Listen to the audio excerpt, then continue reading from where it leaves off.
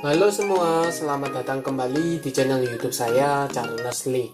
Bagaimana kabarnya buat teman-teman semua? Saya harap teman-teman dalam kondisi baik ya.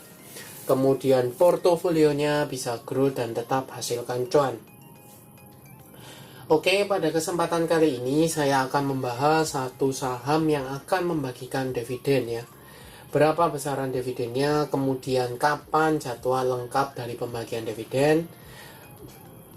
Pastikan buat teman-teman tonton video ini sampai selesai. Buat teman-teman yang mungkin baru pertama kali mampir ke channel YouTube saya ucapkan selamat datang, selamat menonton. Semoga informasi yang kami sampaikan melalui video-video yang kami buat bisa bermanfaat buat kawan-kawan semua. Oke, tanpa berpanjang lebar ya, kita langsung masuk ke pembahasan untuk saham Temas atau TMAS ya.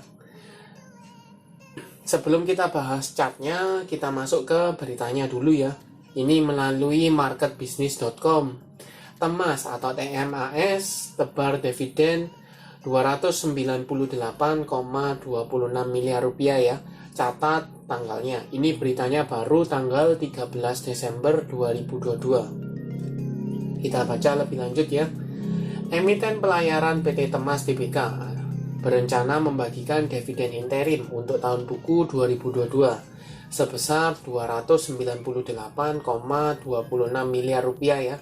Jumlah dividen interim yang akan dibagikan sekitar 28,10% dari laba bersih per 30 September 2022. Jadi nilai 298,26 miliar ini setara dengan 28,10% dari laba per September 2022. Kemudian, setiap saham akan memperoleh dividen interim sebesar Rp52,28 per saham. Jadi,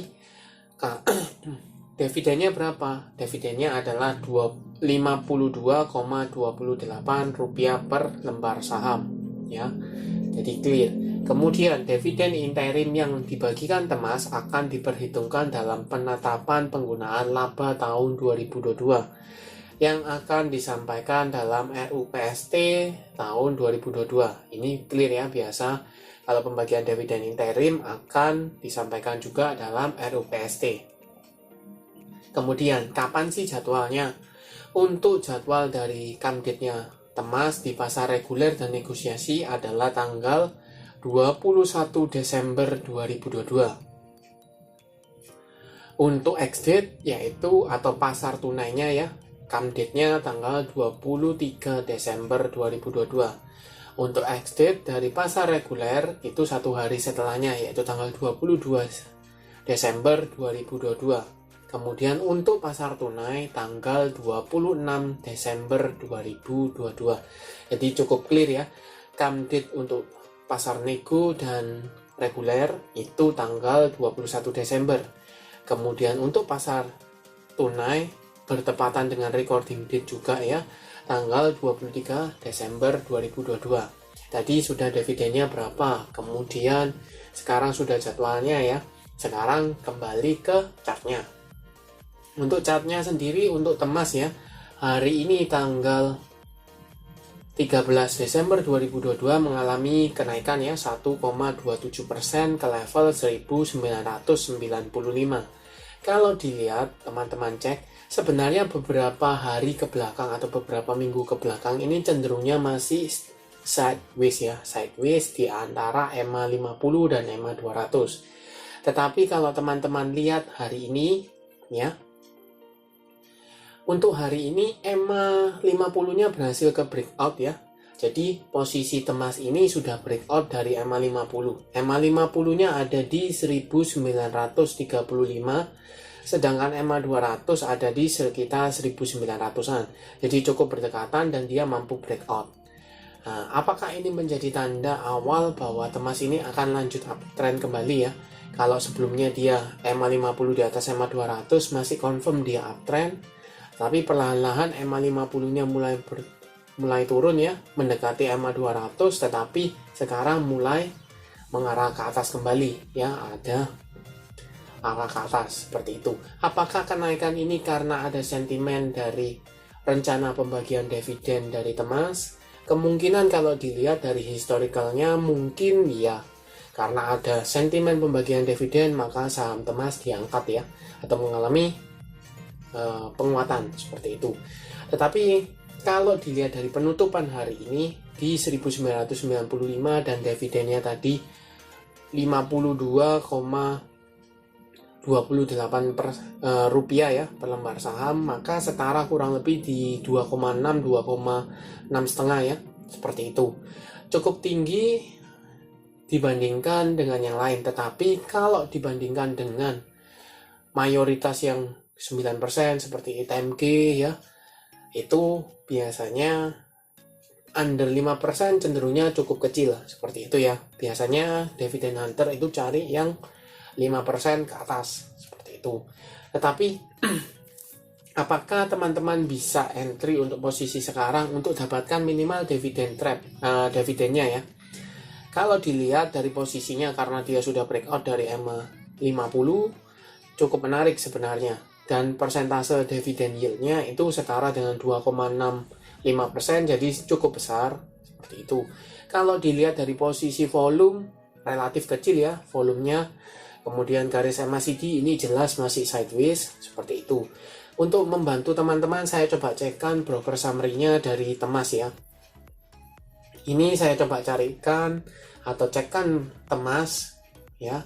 Hari ini dengan value net ini jelas ada distribusi ya. Walaupun hari ini ditutup dengan candle naik ya, kenaikan, tetapi ada distribusi. Distribusinya oleh siapa? Oleh PD, XC, ZP, IP, dan NI ya. Jadi mayoritas retail ya. Retail mulai jual, entah cut loss atau profit dikit keluar seperti itu. Kalau saya coba cari atau tarik lebih lama ya, dari tanggal 5 sampai dengan sekarang, ini ada akumulasi ya. Di sini jelas dari tanggal 5 sampai dengan tanggal sekarang ini jelas ada akumulasi cukup besar ya, oleh YP, YU, IN, XA, dan BQ ya.